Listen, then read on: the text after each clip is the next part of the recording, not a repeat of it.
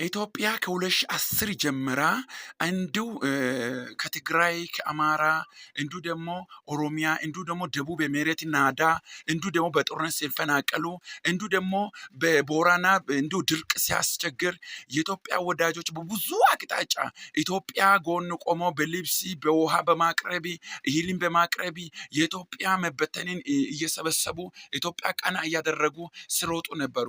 ይሄ ቴዲ አፍሮ ደግሞ በዛን ጊዜ ራሱን ደብቆ ራሱን ሰውሮ የራሱ ቤት በሞቀ ቤት ውስጥ ኖሮ ዛሬ ደግሞ ድሮ ለምዶ ዛሬ ደግሞ ኢትዮጵያ ለመበዘበዝ ይመጣል። አሁን የኢትዮጵያ ልጆች ነቅተዋል። ኢትዮጵያ ልጆች ማን ኢትዮጵያን ደግሞ እንደማይወድ ኢትዮጵያ ልጆች ነቅተዋል። ስለዚህ እሱ የሴት ዳሌና የሴት ጦቲና እንዲሁ ደግሞ ስለ ፖለቲካ የሚዘፍነው የኢትዮጵያ ትውልድ አይሰማም። ቴዲ አፍሮ ኢትዮጵያን አይወክልም። እሱ ራሱ እዛ አንገቱ ላይ ግን መስቀል አድርጓል። መስቀል አድርጎ ግን ትውልድን የሚያባላ የሴት ዳሌና የሴት ጦቲና እንዲሁ ፖለቲካ ይዘፍናል።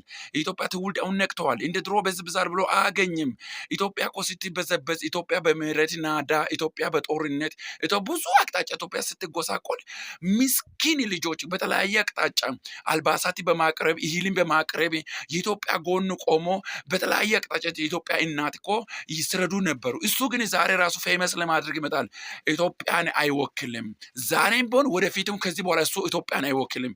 ከዚህ በኋላ እየጨለመበት ይሄዳል እንጂ ኢትዮጵያን አይወክልም እሱ።